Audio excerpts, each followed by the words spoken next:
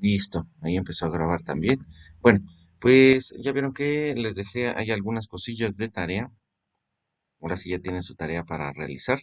Ya los estoy aquí observando a ver si hay algo en el chat o también lo pueden decir. Si escucho bien, parece ser. Entonces, aquí está todo el programita con el que hemos estado revisando. No ha sido tanto como parece o como yo pensaba, pero de todas formas ahí tienen mucha información tanto en los videos de YouTube como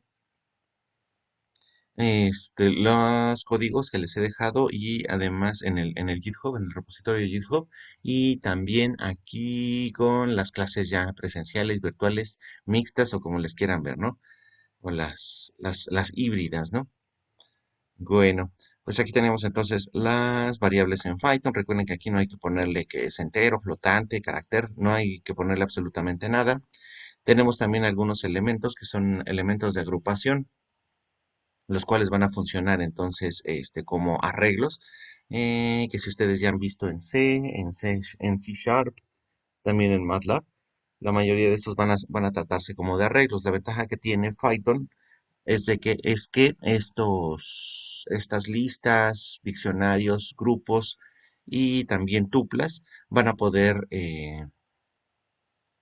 contener, pues, técnicamente todos las variables que maneja el lenguaje de programación, ¿no? ¿Va? Ya está Jones, PhD, JCR, Javier Cordero y Emiliano por acá, ¿no?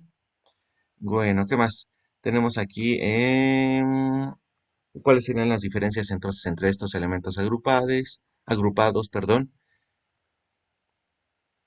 Cómo ir cambiando entonces entre los diferentes grupos, porque recuerden lo que había mencionado en alguno de los tantos videos o de las clases, que estas variables se van a tratar entonces de objetos, y al tratarse de objetos, uno puede crear esta cosa de aquí. Esto de aquí, aunque pareciera ser una función, bueno, sí, en parte sí lo es una función, pero se trata de un método y un método muy conocido y especial que conocemos como constructor, ¿no? Ese constructor, si ustedes pueden recordar o de alguna manera recuerdan, se trata entonces de una función que va a comenzar o a generar un método en particular.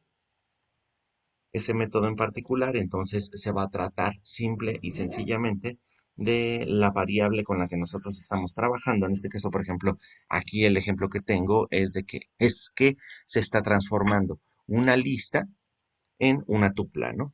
Sin ningún detalle, ¿no? ¿Va? Y por supuesto, entonces le va a ofrecer todas las características de una tupla. A ver, vamos a ver. Voy a correrlo por celdas. Ahí está la tupla. También de esto voy a generar una nueva ventana porque no sé si anda por ahí la otra parte del videíto, perdón, del código que habíamos estado revisando porque había uno en Colab, ¿no? Pero bueno, vamos viendo, ya corrí estas dos y por ejemplo, si pongo lista original, creo que otra vez no escucho bien el audio, déjeme ver, sí, sí está bien. Entonces, si yo pongo lista original, lista,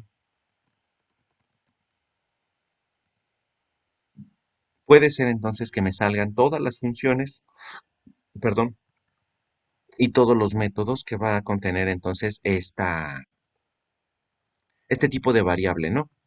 Aquí vamos a tener algunos que después nosotros vamos a cambiar también. Hay algunas cosas que se pueden utilizar o modificar cuando se vayan agregando nuevas funcionalidades a nuestros métodos. Pero eso luego lo revisamos y aquí pueden observar entonces que le salen muchas funciones, excepto en estos que están en naranja, que pueden ser palabras clave, también variables y funcionalidades, ¿no? Que la mayoría, si recuerdan, son funcionalidades. Count, por ejemplo. Esta de aquí, nosotros podemos ver Dice que debe tomar un argumento en particular. Vamos a revisar. Esta nos va a permitir saber cuántos elementos o sí, cuántos elementos del tipo que estamos ingresando va a existir en esta lista. Por ejemplo, le ponemos entonces listoriginal.counts y le damos un 4. Si revisamos entonces aquí la lista original, vamos a tener 3, 4, 4, 5, 6 y 7. Entonces, esto quiere decir que vamos a tener dos veces el 4. Esto nos va a arrojar entonces un valor de 2 en la respuesta, ¿no? Esto es para contabilizar el número de elementos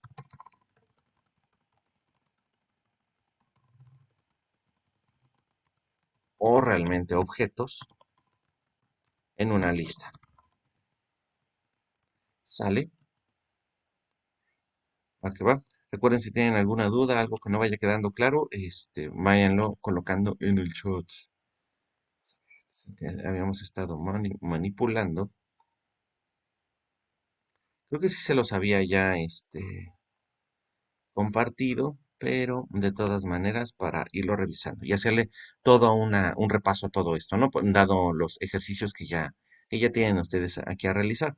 Ahora si quieren revisamos alguno así rápido para que no se les vaya siendo tan complicado, aunque algunos de ellos pues ya los hemos estado checando, ¿no? Va. Contabilizamos cómo se van insertando los elementos de una lista, entonces le decimos que en un cierto punto en el elemento 5, recuerden que las listas van a iniciar en cero, vamos a insertar un elemento, cómo vamos quitando elementos de una lista, quitando las ocurrencias, la primera ocurrencia de una lista, añadimos elementos al diccionario. A los diccionarios recuerden entonces que se van a tratar de, ¿cómo se llama? De esas especies de agrupaciones entonces de datos que yo les había estado llamando iteradores o iterables, que después vamos a ver entonces la diferencia. Pero bueno, ahorita los vamos a estar manejando así como estas agrupaciones de datos que pueden ser iterados. Y estos diccionarios entonces pueden ser por un lado mutables y además son ordenados y además van a contener una llave o una clave con la cual nosotros podemos ingresar a nuestro elemento. ¿Sale?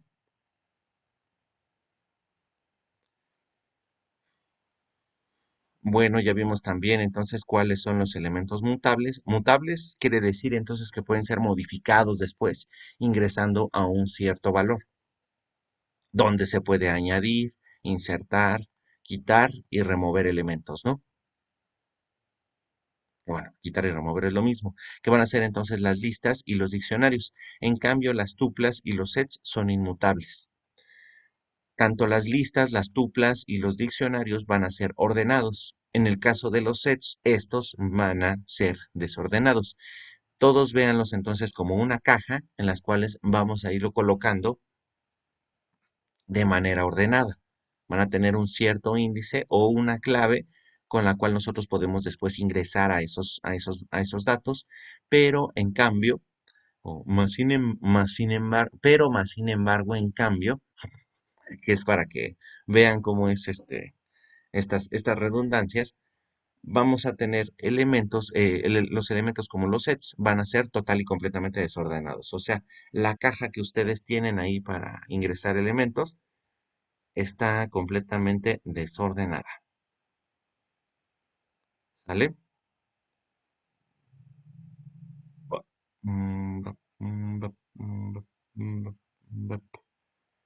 va que va. Vamos a seguirle. Desconectando. ¿Qué más teníamos?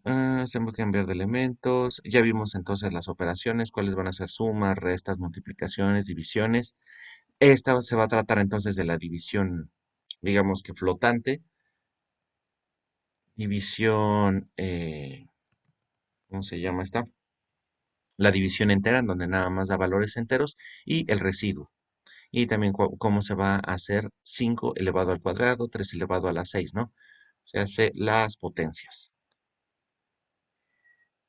Tenemos aquí, si ustedes colocan o hacen la multiplicación contra una lista, perdón, ya sí, contra una lista o contra una cadena de caracteres, esta se va a n-plicar, ¿no? O sea, aquí en este caso, si tenemos 3 por estas listas, vamos a recibir entonces 3 veces esta cadena de caracteres. ¿Sale? ¿Tienen alguna duda? Recuerden por ahí por el chat o esas cosas así. Sale. Después ya estuvimos viendo cómo funciona el for, que se va a tratar como el for each en C Sharp o en MATLAB, donde vamos a estar manejando este range, ¿no? Este range entonces nos va, que decía, bueno, aquí me equivoqué en lo que estaba diciendo, este range nos va a permitir realizar entonces una especie como de arreglo que va a ir entonces de un elemento hasta otro sin tocarlo, recuérdenlo, que de forma matemática lo podemos ver así, de 1 a 20 sin tocarlo, con pasos de 4, ¿no? MATLAB que poníamos 1, 2 puntos de 4 hasta 20. ¿Sale? Y también lo muy importante en Python, que es colocar las indentaciones. Las indentaciones nos permiten entonces generar cosas como las llaves. Todo lo que se encuentre en estas indentaciones va a ingresar al valor de la instrucción, ¿no? En particular. Ujú.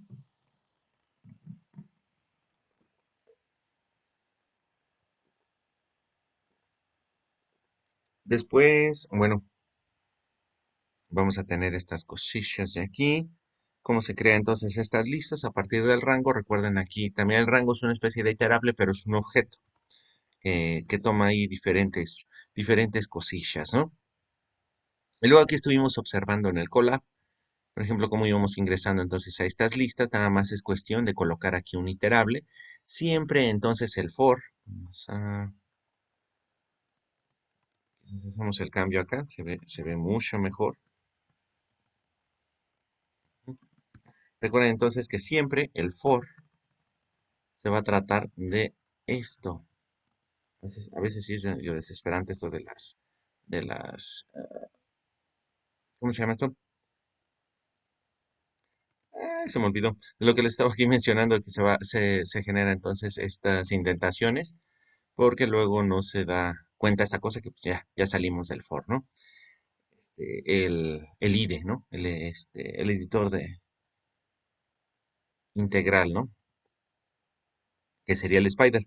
Entonces, siempre recuerden, va a ser el for, aquí va a ser una variable temporal, esa variable temporal es con la que nosotros vamos a recorrer nuestro iterable y después van a colocar aquí siempre un iterable. Lo que siempre lo que habíamos estado entonces aquí manejando, aquí está otra vez de nuevo lo de MATLAB.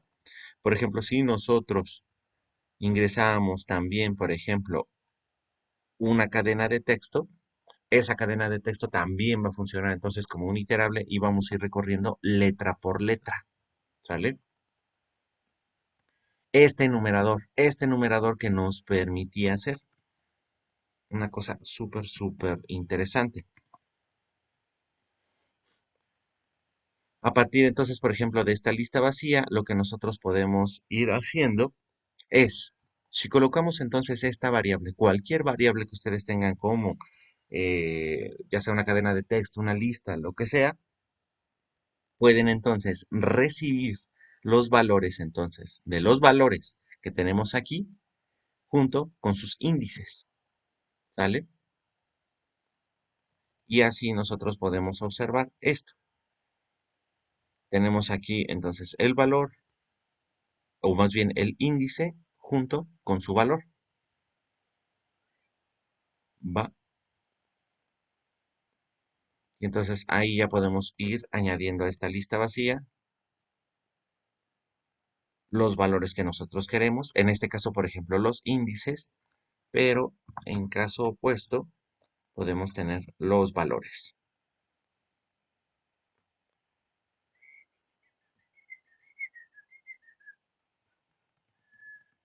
Profe, y entonces, ¿qué nos va a dar en la enumeración? Bueno, la enumeración, por ejemplo, vamos a poner aquí de lo que hemos estado manejando, no nos da absolutamente nada.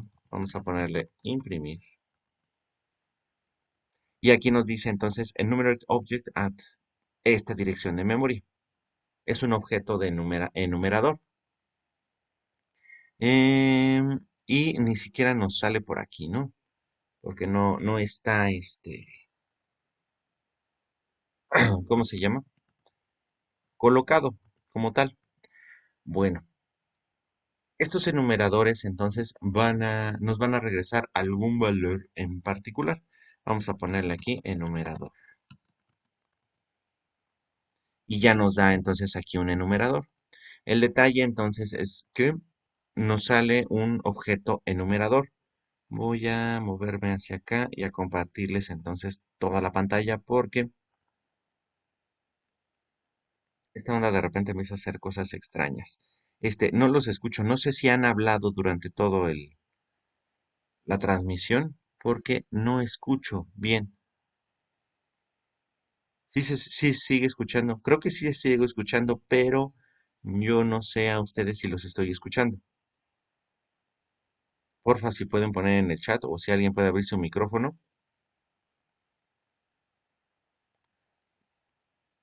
me sería de mucha utilidad y se los agradecería infinitamente. Mientras, para que no perdamos mucho, seguimos avanzando, ¿no? Ah, ya me perdí. Ah, sí, estaba aquí, ¿no? Entonces el enumerador, ahora sí ya todos están viendo la pantalla. Si le dan doble clic aquí para uno que les esté diciendo que es un objeto, un valor tipo objeto,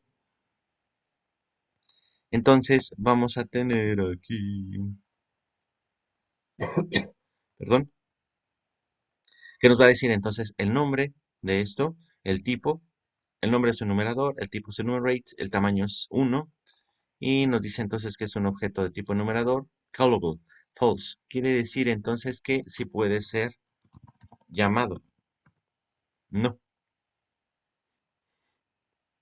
Y el path entonces está como un enumerador, ¿no?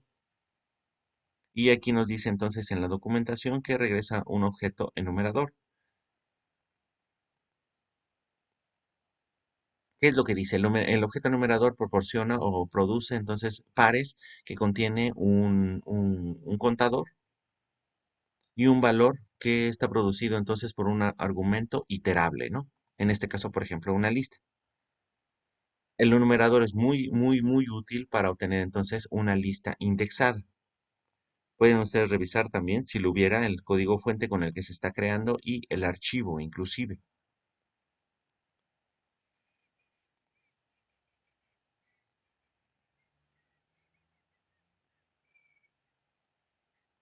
Aquí entonces nos da el valor y además vamos a tener, si le dan clic aquí en esta parte, nos va a permitir observar los atributos y las funciones especiales. ¿Sale? Entonces este es el objeto y aquí van a estar entonces sus funciones o sus métodos y sus atributos. Cada uno que es lo que nos permite revisar.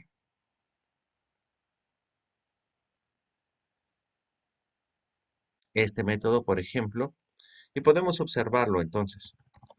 El numerador le ponemos punto, guión bajo, str, guión bajo, y ya nos da entonces esta cadena de texto. Method wrapper, string of enumerate object at este valor, ¿no? Sale. Entonces, esto es lo que yo les estaba mencionando, que esta parte nosotros después la vamos a revisar qué significan cada una de estas funciones, porque tienen valores interesantes, ¿no? Podemos cambiar entonces aquí a doc. Nos da la documentación, ¿no? Con la que estábamos leyendo en este momento. ¿Sale? ¿Alguna duda hasta aquí? ¿Sí se sigue escuchando? Porque no me han puesto nada en el chat. No sé si me están escuchando, la verdad. Porfa, indíquenmelo.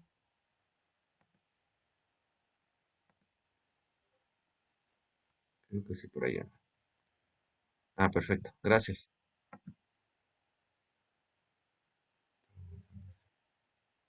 Alejandro Muñoz y JSRUWU. La neta, esa cosa que tienes para mostrar.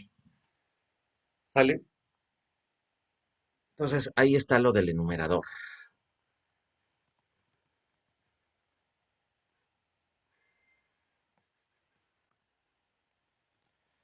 Va, ¿qué más tenemos por acá? Voy a regresarles entonces. Ah, carpeta de Spider. Listo. Ahí ya deben estar otra vez observando Spider.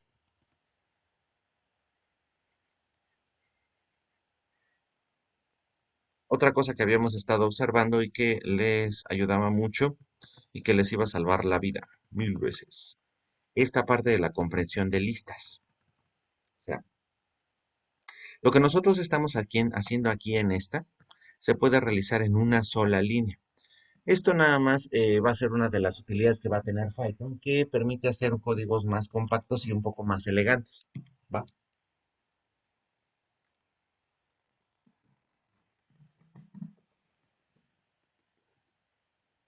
Perdón, estaba tomando agua. Este, y bueno, qué es lo que les iba a funcionar?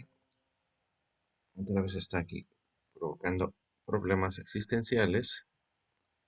Entonces es medio desesperante esta compu.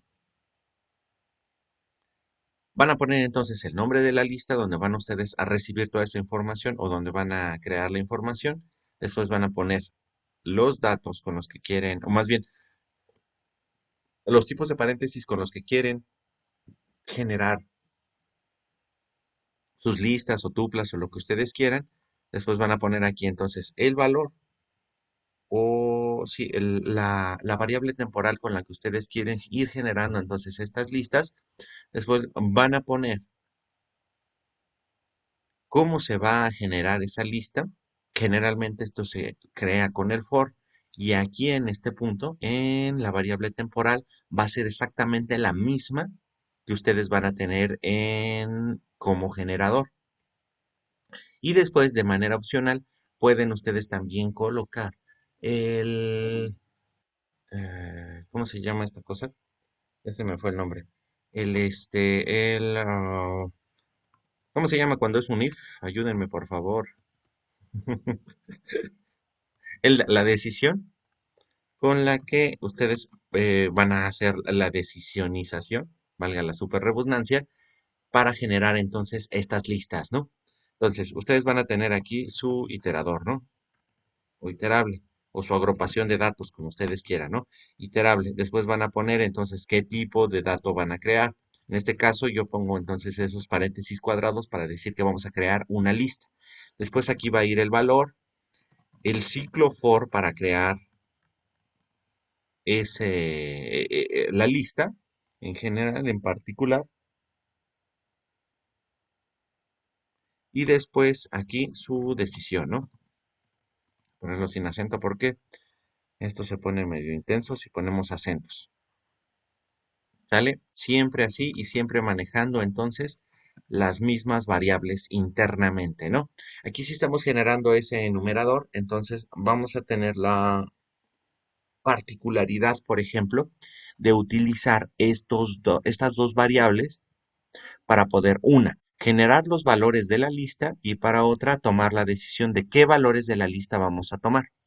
Aquí lo que se está haciendo, entonces recuerden, es de que es que estos valores, entonces, a partir de esta cadena de texto que tengo aquí, este numerador, entonces me va a regresar cuál es el valor en particular del índice que que va a tener este iterable, sus valores, o sea, vamos a ir ingresando a cada una de estas cadenas de texto y después le vamos a decir, bueno, solamente tómame los valores sí y módulo 2 es igual a cero. O sea, esto si lo recuerdan es para los valores pares. Solamente queremos ir obteniendo entonces los valores pares de qué? De los índices de este iterable, ¿no? Lo cual nos regresa entonces todas las posiciones pares de las letras. Entonces, por ahí hay algunos ejercicios que tienen ustedes que esto les va a ser de mucha utilidad, ¿no?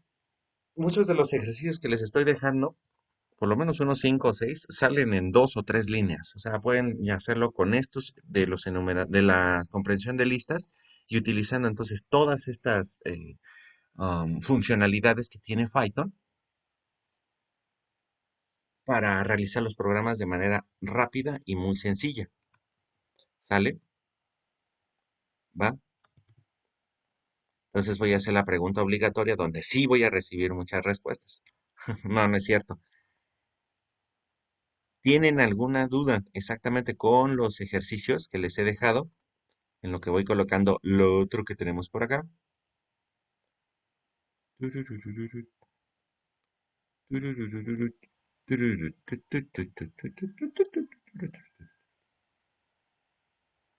¿Alguna duda con los ejercicios?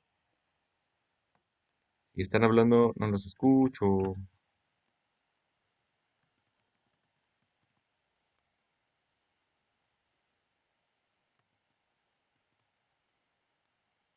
Bueno, Jones PhD, no sé si estás hablando porque no, creo que no escucho aquí. ¿Por qué tienes el micro abierto?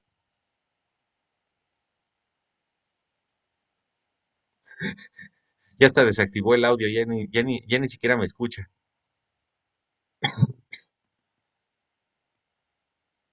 No, es que no se escuchaba absolutamente nada.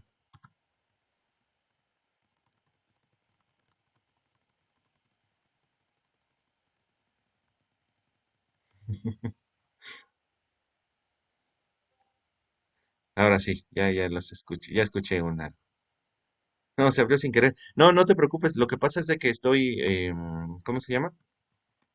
No escuchaba absolutamente nada, pensé que estabas hablando o estabas haciendo alguna pregunta porque vi el micro abierto.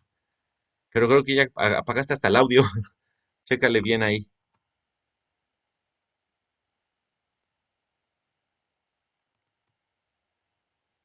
¿Sale? Bueno, en lo que van escribiendo, porque creo que Alejandro Muñoz está escribiendo, también recuerden esta parte, por ejemplo, para generar matrices o para simular una matriz aquí, vamos a ponerlo como una lista de listas. Aquí voy a hacer un pequeñísimo paréntesis. ¿Se dan cuenta? Estoy utilizando y no he importado ninguna librería, afortunadamente. Estamos viendo tal cual el Python así pelón. O sea, la parte básica de Python teniendo en consideración o tomando en cuenta o sabiendo todo esto, ustedes pueden ya desarrollar sus propias librerías, generando entonces todos estos archivitos. Ahora sí, creo que por ahí alguien había. Dice Alejandro Muñoz, los que he hecho todavía no me han dado dudas. Perfecto, excelente. Eso es muy bueno.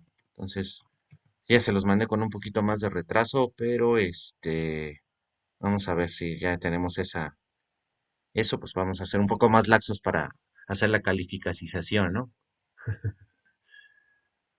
Pero sí tienen que entregarlo antes del tiempo que les había dicho, porque recuerden que no va a haber aquí examen, entonces nada más les voy a calificar con estos programitas. Ahorita están fáciles, ¿no? Recuerden esto es como las drogas. La primera es gratis, ya después va a ser cobrada y con creces y con intereses. No, sí, ya los segundos ejercicios, esos sí ya están más rudos, pero ya la siguiente ventaja que vamos a tener es que muchos de estos ejercicios que les estoy dejando los pueden utilizar después. Vamos a ver cómo generan ustedes sus propias librerías con ellos y también ya van a poder utilizar librerías de terceros. Ahorita, si encuentran cómo utilizar algunas de esas librerías, les entienden más o menos, pues venga, no hay ningún problema. Muy bien de que están revisando cosas adicionales, ¿no? Lo ideal es de que ahorita estuvieran haciendo todo con el lenguaje, como les digo, así pelón. Entonces, no hay ningún problemilla. Sale. Entonces, aquí qué pasa, podemos revisar entonces esta lista de listas. Con esto vamos a simular entonces una especie como de matriz y podemos utilizar aquí esto para hacer la traspuesta de esta matriz. O sea, en lugar de obtener esta lista que va a tener dos elementos y que se van a tratar entonces de listas que van a ser una listas con 4 elementos cada uno, entonces vamos a tener, o estamos simulando entonces 2 renglones y 4 columnas, lo pasamos entonces a una matriz que va a contener 4 renglones y 2 columnas, ¿no? Estamos haciendo la traspuesta de esto. ¿Sabes? Así, Jones PhD ya abrió su audio. Ahí está. ¿Hasta aquí tenemos dudas o alguna cosa con esto? Hola. No vemos dudas. Entonces, para continuar, vamos allá aquí algunas cosas adicionales. Ah, también otra pregunta, ¿no? Ah, esta parte. Por ejemplo, les va a funcionar muy bien para estas cosas. Y si estamos trabajando, por ejemplo, aquí en matrices, que si se dan cuenta, entonces vamos a necesitar dos for. Uno nos puede entonces permitir ir ingresando a los índices de la matriz más bien de la lista de la lista principal, digamos, que va a contener entonces cada una de estas listas. Y después nosotros podemos ingresar ya a los valores precisamente de esa lista. Ya entonces hemos observado que a partir de este range o con los enumeradores ustedes podrían tener los índices de las listas, entonces para que les sea mucho más sencillo. Bien, está entrando y saliendo. Dulce, Alejandro Muñoz, Emiliano, Javier Cordero, Jones, PhD. Alejandro Muñoz es el único que dice que no ha tenido problemas. Perfecto. Eso me parece excelente. Y recuerden también entonces que se pueden generar esta especie como de listas triangulares, ¿no? O más bien de matrices triangulares en las cuales, por ejemplo, en el primer elemento vamos a tener un solo dato, ¿no? Que va a ser, o más bien, una lista con un solo elemento. En el siguiente, una lista con dos elementos y así sucesivamente, ¿no? Inclusive hasta podrían generar un rombo con esas listas. Pueden hacer cambios, también pueden hacer cambios ingresando entonces a los índices en particular. ¿Por qué podemos hacer cambios? Recuerden entonces que las listas se tratan de elementos mutables. ¿Por qué podemos ingresar a a un elemento en particular? Porque se van a tratar entonces de iterables que están ordenados. ¿Cómo están ordenados? Por estos índices. ¿Sale? Entonces, hasta ahí todo tiene sentido. La vida sigue teniendo sentido, a pesar de que vayan a 180 kilómetros por hora, ¿no? Ese meme me gusta. Va que va. ¿Qué más podrían tener por aquí? Que en general, todo lo que tienen aquí pueden ustedes ingresarlo fácilmente con todos estos datos que hemos estado viendo. ¿Qué otra cosa más? Ah, también esta parte está interesante. Esta parte la podemos tener bastante interesante y que les puede ser de mucha utilidad. Por ejemplo, vamos a crear una lista del 1 al 100. ¿Cómo podemos generar esa lista del 1 al 100? Hay muchísimas formas, como ya vieron, podemos tener entonces lista 100, que fuera muy rápido, ¿no? List de un range que va a ir les dije del 1 al 100, ¿no? Entonces recuerden, va a ser 1 del 100 más 1, porque siempre va a ser desde el elemento inicial al final sin tocarlo. Y nosotros en este caso sí necesitamos que tocarlo, ¿no? Del 100 más 1 hasta 1, ¿no? Ahí está. Esa es una forma en la que nosotros podemos generar esta lista 100 con los 100 elementos. También podemos generarla con, ¿qué cosa? Con la comprensión de listas, ¿no? Aquí ponemos entonces una variable temporal y después vamos a hacer la iteración. ¿Cómo podemos hacer la iteración? Entonces que vaya en range de 1 hasta 100, perdón, más 1, de 1 en 1, ¿no? También ahí no hay ningún problema, esto es un poquito más largo. Entonces, por un lado tenemos comprensión de listas, que esto sería, lo estamos viendo como desde Python un poco más básico.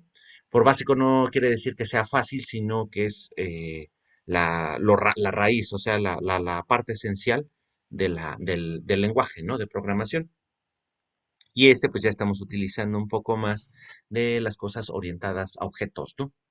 ¿Por qué? Porque estamos generando entonces un iterable a partir entonces de su constructor que va a recibir entonces tres parámetros. el valor inicial, valor final y cómo se va a ir incrementando entonces este iterador. Y por el otro lado, ya después que tenemos ese iterador, lo convertimos con el constructor de lista a una lista, a un objeto de tipo lista, ¿va? Entonces, si lo vemos en orden de basicidad del lenguaje, si lo podemos hablar así, entonces es este primero y después este, ¿no? Tenemos esas dos opciones para generar nuestra lista. Ahora, ¿cuál sería una forma para sumar esa lista o esos 100 valores de una manera sencilla? De una manera sencilla utilizan entonces sum y nos está diciendo entonces que es una función, esa sí se va a tratar entonces de una función y va a recibir entonces un iterable. Vamos a poner entonces lista 100 y ya vamos a tener aquí sin ningún problema el valor de la suma, ¿no? Esa suma que como cuenta así la leyenda, le pusieron al niño Gauss y el niño Gauss la hizo rápido, ¿no? La suma del 1 al 100. Y ya dijo, ah, bueno, si entonces sumamos el último y el primero, lo multiplicamos y hacemos todas esas cosas, ustedes pueden obtener entonces el valor de 5050, ¿no? 50-50. ¿Sale? Entonces, con eso pueden ustedes, a partir de un iterable, sumar sus elementos sin ningún problema. Por supuesto, los elementos deben de ser del mismo tipo, porque si se nos ocurre de alguna manera revisar o colocar elementos que no sean del mismo tipo, pues ahí sí podríamos tener problemas, ¿no? Vamos a ver, por aquí habíamos generado una lista que tenía valores más locos. Otra lista creo que se llama. Sí, otra lista. Si a nosotros se nos ocurre hacer otra lista, ya nos va a decir entonces que hay tipos de operandos el tipo de operando no es soportable para elementos, por ejemplo, flotantes y de cadena de texto, ¿no? Entonces, las sumas no se pueden hacer. Cadenas de texto sí se pueden sumar una a otra, pero que nos va a dar, esto no se puede, puede al tratarse de datos este, diferentes, ¿no? También las multiplicaciones de flotantes con cadenas de texto o con listas no se puede hacer porque no pueden entonces multiplicar 3.1416 veces o más bien eneplicar 3.1416 veces, ¿no? Una cadena de texto. Las cadenas de texto, como ya vieron, sí las podemos entonces concatenar. Las concatenar, o más bien sumar. Y esa suma entonces nos va a dar una concatenación. ¿De qué se trata la concatenación? Simple y sencillamente estamos uniendo estas listas o estas cadenas de texto, ¿no? Entonces aquí estamos uniendo la cadena hola con la cadena espacio con la cadena a todos, ¿no? Eso sí se puede hacer. Si ustedes ya suman entonces un valor entero, les va a decir entonces que no se puede concatenar un entero con una cadena de texto. Pero si ustedes quieren entonces concatenar algún valor, hay de varias formas, pero la más sencilla, un valor numérico. La más sencilla entonces sería utilizar el, ¿cómo se llama este? El constructor entonces del tipo de variable para convertir entonces, o más bien no convertir, sino crear su objeto cadena de texto a partir de este objeto entero y ahora sí lo pueden concatenar. Hola a todos, 6, ¿no? Sería x6, ¿no? Por 6. ¿Sale? Con eso pueden concatenar. También ya habíamos estado observando las cadenas de tipo F, así tal cual F, que estaban acá arriba, ¿no? Están aquí. En donde ustedes podían de una manera súper sencilla entonces decirle que toda esa cadena de texto, lo que se encuentra entonces dentro de los delimitadores que se van a tratar de estas llaves, ahí van a colocar entonces una variable y esa variable se va a sustituir, por supuesto, por su valor. ¿Sabes? Tenemos la variable R que valga 2.7172. Entonces aquí le ponemos print, le ponemos la cadena F, el valor de R es, y aquí colocamos R, ya nos va a decir el valor de R es 2.7172.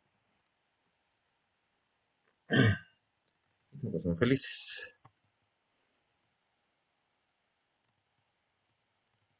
¿Sale? ¿Seguimos con dudas o algo así?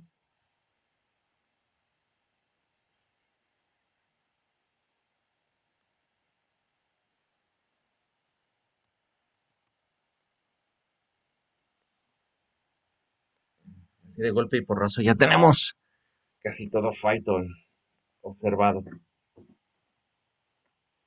¿Sabes? Bueno, seguimos sin dudas. Entonces hacemos la avancización, ¿no? Detalle entonces que luego también tienen ustedes muchos problemas y tenemos aquí entonces cómo generar nuestras decisiones. Ya hemos estado observando entonces muchas o de lo que nos hemos estado dedicando completamente es al uso de estos iterables y por tanto entonces ya manejamos el for sin ningún problema. También aquí existe el while, pero lo que va a requerir entonces ese while en esta parte, no lleva paréntesis, va a ser, por ejemplo, que un cierto argumento siempre sea verdadero, nos dé un valor booleano, ¿no? Entonces, por ejemplo, aquí le estamos diciendo que i sea igual a 0, sea menor a 100. Entonces, podemos iniciar las cosas así. Recuerden siempre que tenemos entonces una instrucción de control como el for, el while, el if y todos ellos, vamos a requerir el uso entonces de dos puntos para decirle que vamos a ingresar o que va a iniciar entonces todo lo que va a contener el valor de la, ¿cómo se llama esto? El valor que va a ir calculando, que va a ir iterando o decidiendo, ¿no? De esta instrucción de control. Aquí, por ejemplo, podemos ir imprimiendo. Recuerden aquí el end funciona entonces para cambiar entonces el carácter de finalización. Vamos a poner i. Vamos a ir separándolos por comas y espacios. Habían hecho la pregunta en otra ocasión que cómo le podíamos hacer para que se quitara el último elemento de la coma. Eso hay que hacerlo con programación y pues, como siempre, espero que le hagan la buscación para definir entonces aquí cómo le podrían hacer para quitar la coma a ese último elemento. ¿Sale? Entonces imprimimos. Esto de aquí pues no nos va a ser de mucha utilidad porque se va a quedar trabado. Si lo ejecutan se va a quedar horriblemente trabado. Y una cosa interesante de cuando se llega a quedar trabado su programa aquí en Spider es, fíjense, aquí está trabadísimo. Pueden destrabarlo dándole clic aquí en la consola y darle control C. Y con eso entonces ya les genera una interrupción del teclado. Control C o control X, cualquiera de las dos.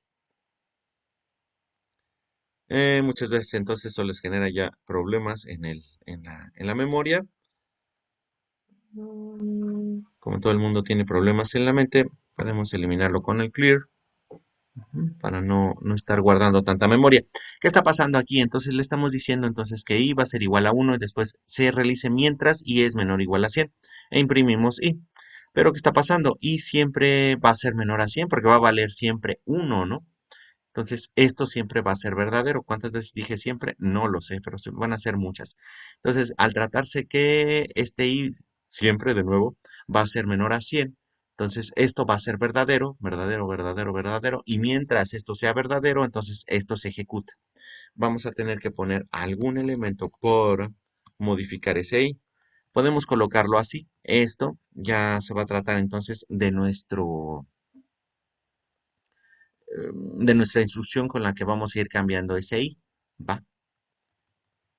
Profe, ¿hay una más pequeña? Sí, sí hay una más pequeña. Podemos hacer esto. Profe, ¿existe el más más? No, no existe el más más. Este de aquí, el i más más, no existe. Y es lamentable. Y aquí, lamentablemente, al revés. ¿Va? Entonces el i más más no va a existir. Lo único, o con lo que pueden ustedes hacerlo un poco más pequeño, este cambio entonces de los números, va a ser con el i más es igual a, con este van a tener para hacer cuál va a ser los incrementos de cada uno de estos valores, ¿no? De nuestro contador. Entonces ya cuando se hace, ahora sí, ya se ejecuta todo. Por supuesto, entonces esto nos está dando valores desde 1 hasta 100 sin tocarlo. Si quieren entonces que toque, le ponemos menor o igual a 100, ¿no? Entonces ya irán dando cuenta de cómo está programado en realidad el for aquí en Python. ¿Sale? Entonces ese sería el while. While, pues no cambia mucho de lo que se ve en C o en el C Sharp. Es muy similar. Va. Las decisiones, o cómo se van tomando aquí las decisiones en Python. Porque les digo, entonces estamos viendo muchas de estas cosas de los iterables. Y por tanto, entonces necesitamos de los ciclos. El ciclo más importante que podemos manejar, que tiene más versatilidad en Python, es el for. El while, les digo, se mantiene igual que en los otros. Ujú. Pero aquí vamos a tener entonces el if, ¿no? En Python. ¿Vale? El if, ¿cómo se maneja? Como siempre también, en C Sharp o en todo lo que ustedes hayan aprendido alguna vez a programar. Generalmente el if es una de las instrucciones más, así, más básicas o más centrales de los lenguajes. If está diciendo y entonces es mayor a 200. ¿Qué valor está tomando hasta aquí? Y, pues este último. ¿No?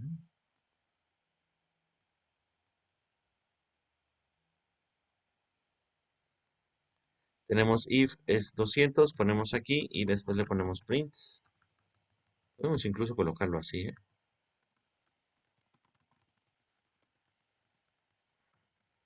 Ejecutamos. ¿Qué pasa? ¿Por qué no me ingresa absolutamente nada? Bueno, porque i no tiene ningún valor hasta ese momento. Perdón, sí tiene un valor, es de 101, ¿no? Pero aquí ya me está poniendo entonces, y al decirle entonces 101 es mayor a 200, vamos a observarlo aquí, podemos poner tal cual la operación y nos va a decir entonces que es falsa. El valor es falso. Entonces, si se trata de un valor falso, no entra aquí al if y nos pone entonces que print no lo es. Esa es la forma sencilla, ¿no? Es preguntar sí o no. Y ya nada más recibimos la contestación sí, ese siempre. O más bien la pregunta sería, sí, ¿quieres esto? Sí, haces esto. Sí, aprendiste. Y a ustedes lo único que les queda es contestar sí. O sea, no pueden contestar no técnicamente. Sale. ¿Cuál sería la opción entonces para preguntar, hacer una pregunta de sí o no? Ponemos el if, perdón, else.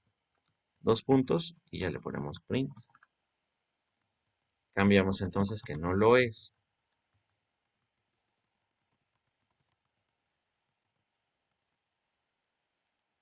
Y ahora ya nos está indicando entonces un no lo es. No lo es, perdón.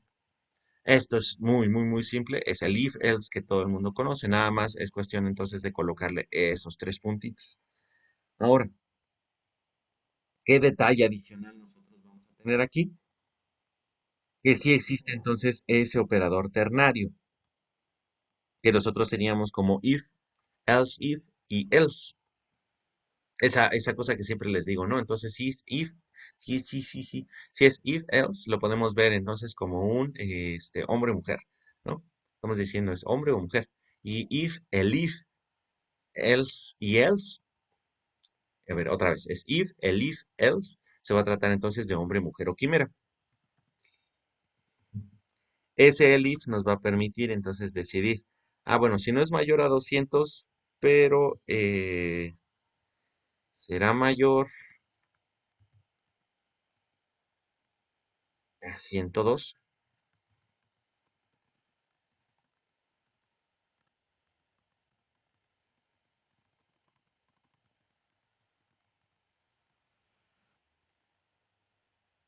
Entonces, esta va a ser una condición. Este if va a tener, por ejemplo, esta condición. Si se cumple esta condición, ingresa acá. Si no se cumple, va a este el if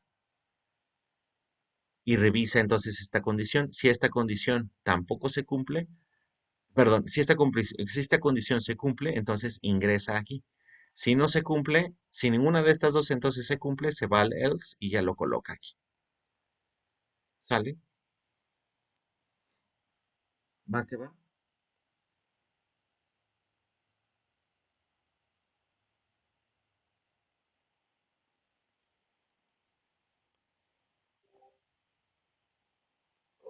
¿Alguna duda? Creo que sí, por ahí hay alguna duda.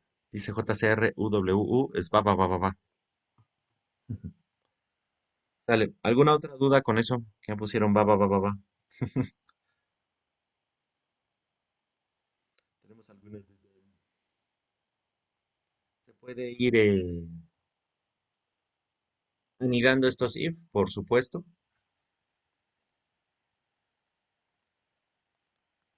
Ejemplo, yo quiero saber si es mayor a 200, pero una vez que ya ingreso entonces mayor a 200, puedo decirle, ah, bueno, pero si se trata mayor a 200, es menor a 500. Y en cambio, ah, si es mayor a 200 puede ser menor a 500, pero ¿qué pasa si quiero que sea menor a 400?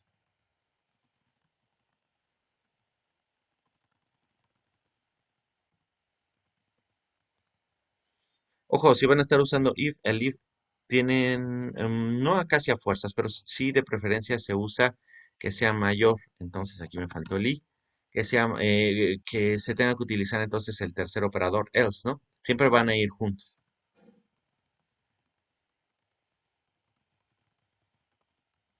¿vale?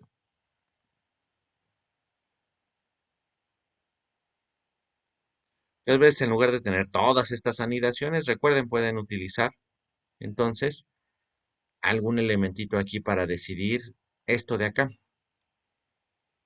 ejemplo, aquí le estoy diciendo, bueno, es menor a 500, menor a 400. En este caso, si yo quisiera saber, entonces, si es mayor a 200 y menor a 500, bueno, ya pone aquí. Pero si quiero ser un poco más específico y decir que sea también menor a 400, se puede utilizar todo esto. Y pues esto ya nos daría valores por encima de 500, ¿no? Va. Pero, por ejemplo, si yo quiero conocer un valor en particular,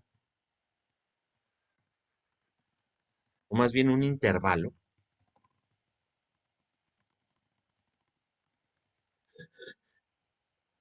por ejemplo, que fuera un valor entre 200 y 500.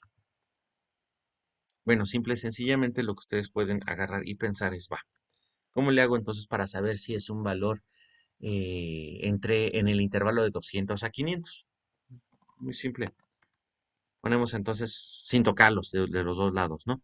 Ponemos de un lado que sea mayor a 200. Entonces, eso, si lo ven en una recta numérica, entonces tendríamos el conjunto de valores numéricos que sean mayores a 200. Y después, entonces, también necesitamos dentro de la recta numérica todo el conjunto de datos que sean menores a 500. Y aventamos entonces así las dos rectas numéricas, ¿no? 200 y 500, por un lado. ¿Cómo los vamos a unir? Pues con teoría de conjuntos. Si recuerdan esa parte de teoría de conjuntos, entonces tenemos por un lado el conjunto de todos los números que sean mayores a 200 y por el otro lado el conjunto que sea menor a 500. Pueden utilizar entonces esas cosas que son los diagramas de Venn o con esos mismos, con esas mismas rectas numéricas y entonces decidir qué es lo que necesito aquí utilizar, cuál es la operación lógica que voy a requerir en este punto. que puede ser entonces operación lógica o operación de conjuntos, ¿no? Que tenemos disponibles el NOT, la negación, el OR y el AND. Y nada más entonces necesitamos pensar en cómo lo decidimos, cómo lo decimos. Bueno, esta cosa necesita que i sea mayor a 200 y además que sea menor a 500. Entonces, al decir eso, necesitamos utilizar la operación AND. Esta es la que nos va a dar la intersección de esos dos conjuntos. La intersección va a tratarse entonces de ese intervalo que nosotros estamos buscando. De todas maneras, no lo es, ¿no? Y, ¿sabes? Va que va. Entonces, eso ya también había estado subido en un videíto. Es bastante sencillo, si lo recuerdan. Ahora bien, ¿qué pasaría entonces en esta? No, ahí está. Bueno, sí. Ahora bien, si necesitamos esta parte de, ya les había dicho, ¿no? Que hombre, mujer o quimera. ¿Y qué pasa si necesitamos el LGBTTY, lo que ustedes gusten, ¿no? Creo que ya hasta tiene números y no sé qué cosa, ¿no? Bueno, desafortunadamente, Python no es incluyente, ¿no? No, no contiene el switch. No hay una instrucción switch como tal, pero van a existir muchísimas formas con las que ustedes pueden sustituir ese switch. Hay muchas, muchas maneras. Ya por ahí escuché que... Ahí está Javier Cordero, que qué opresor, ¿no? Claro, sí, el heteropatriarcado, ¿no? Que no permite las inclusiones. Este, es así absolutamente correcto. Pero de todas maneras, ¿no? Hasta sería yo creo que un poco más incluyente el Switch, perdón, el Python, ¿no? No contiene el Switch, pero hay muchas formas en las que ustedes lo pueden sustituir. Aquí sí no les voy a decir cuáles, ahí búsquenlo. Pero les voy a dar una idea más o menos de cómo sería. Vamos a tener, por ejemplo, una lista de datos, ¿no? Creo que esa lista ya la teníamos por aquí creada. WS, ¿qué valores tenía? Antes de que nos vayamos. Tiene ahí ciertos valores, ¿no? 3, 4, 4, 5, 6, 7, 21, 3, bla, bla, bla, bla, bla, bla, bla. Bueno. Profe, ¿podemos hacer operaciones lógicas en listas? Sí, sí pueden.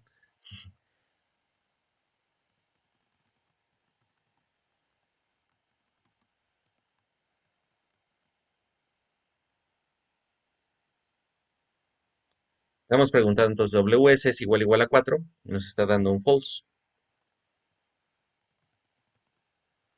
¿Sí?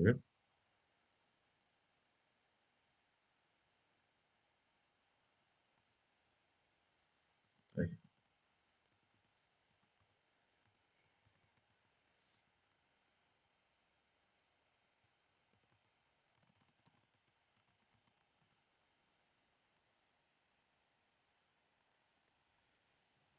¿sale?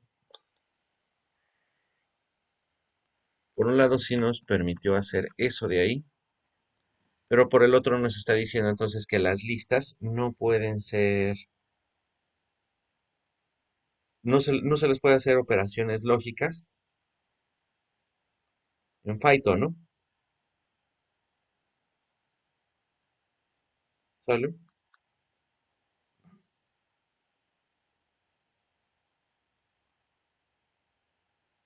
Porque, pues nada más se pueden utilizar valores casi casi del tipo entero o también flotantes. Recuerden que los flotantes no utilicen ahí el igual igual. Eso nunca lo van a lograr. De hecho, si tomaron un curso conmigo en análisis y diseño de programas, les había dejado un programita de mostrarles cómo se iban generando entonces los números flotantes.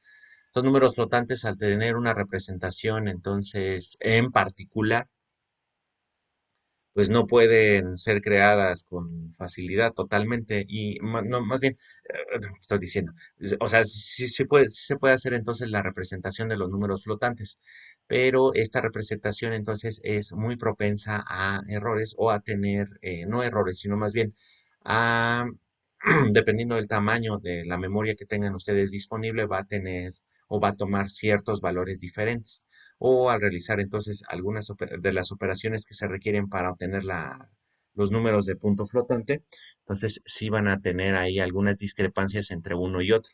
Por lo tanto, siempre les digo que no utilicen los números ¿cómo se llama? Pues si van a hacer alguna prueba lógica, ya me fui. Si van a hacer alguna prueba lógica, no utilicen esto con los números de punto flotante. Siempre, siempre, siempre utilicen el mayor o el menor que para tener un aproximado, ¿no?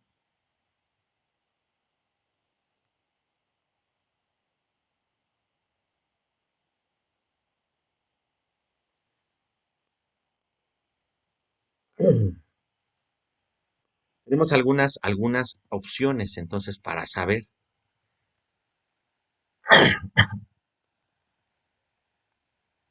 ay Dios, ya me está dando la tos, saber si existe entonces ese valor. Ya vimos hace rato el count para contabilizar cuántos elementos existen del mismo tipo en una lista, ¿va? Pero también nosotros podemos tener el operador in. Ese operador in ya lo estuvimos manejando aquí en el for, pero es extremadamente útil si nosotros queremos saber si existe un valor en particular en una lista o en un iterable. Estamos diciendo 4 existe en WS, este es WS, la lista que teníamos por acá arriba, ¿no? Porque no me está, con el igual igual me salió false. Pero ahora entonces este operador me está diciendo, bueno, este número o este objeto se encuentra o está en este iterable, o sí, este iterable, y entonces ya nos va a regresar ¿cómo se llama? La respuesta lógica true, ¿no? Verdadero.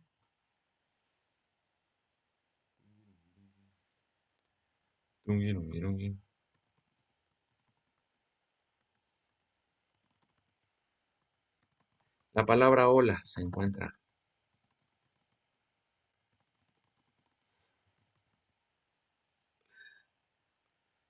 en esa expresión, nos dice que es verdad. Se encontrará él, es falso. Entonces, con esto ya uno se puede ir dando cuenta o saber más bien entonces de ciertos valores, una cierta cantidad de datos, decidir entonces si se encuentra o no una especie entonces como de sustituto del switch, ¿no? Aquí la ventaja o lo que fueron, o como fueron desarrollando Python, además de ser un lenguaje multiparadigma, muy orientado a objetos y funcional, es que utiliza entonces muchos de estos iterables, ¿no? Por eso mi insistencia en de que conozcan el uso de estos iterables y todas sus propiedades, ¿no? Otra pregunta, ¿y distingue entre mayúsculas y minúsculas? Es correcto. Debe de ser entonces, por ejemplo, si estamos revisando algo dentro de una cadena de texto, debe de ser exactamente igual,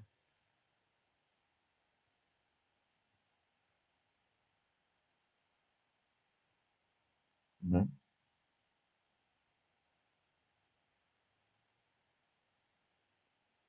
También tenemos entonces de bits, bit a bit, va que va. Tenemos entonces operadores lógicos. Sale ya para ir terminando. Estos operadores son bastante sencillos, que se trata del AND, el OR, el XOR, ¿no? Y desplazamiento de bits a la derecha y a la izquierda. Estos solamente van a realizar operaciones con verdadero y falso, ¿no? Van a poder realizar entonces esas operaciones con verdadero y falso, como tenemos ese true y false. Print, true. Entonces podemos poner aquí print, true y true,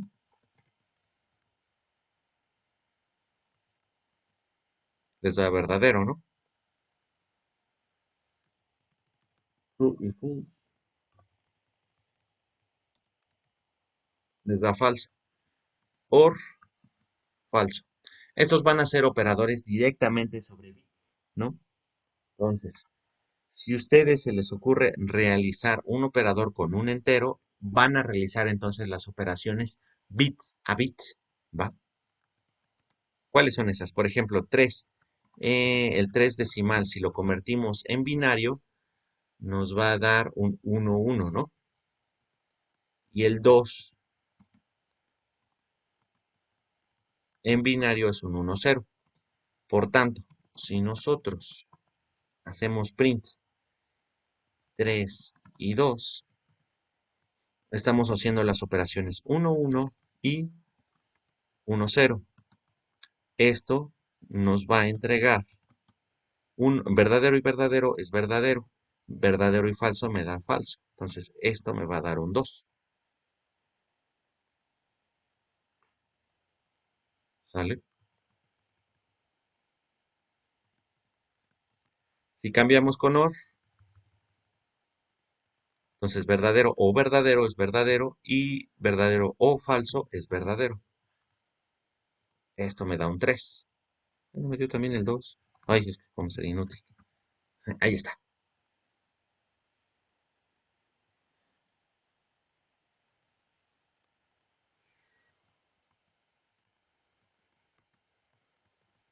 Esta.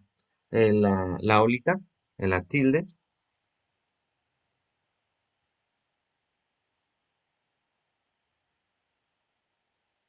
nos va a permitir entonces obtener la operación NOT. ¿Sale? Esto es NOT. Entonces sería el NOT de 1, 1, por ejemplo. Voy a poner print de 1, 1, o sea, de 3, y nos regresa un menos 4. Este tiene ahí un detallito porque estamos utilizando entonces variables de 32 bits. Entonces, al realizar ahí en la negación de todo eso, vamos a obtener entonces un 1, 1, 1, 1, 1, 1, 1, 0, 0. Y ese ya es la representación entonces en binario de un número negativo, ¿no? Al tratarse entonces de valores de 8 bits, de 32 bits, perdón. Y también tenemos bits, desplazamiento de bits a la derecha y a la izquierda.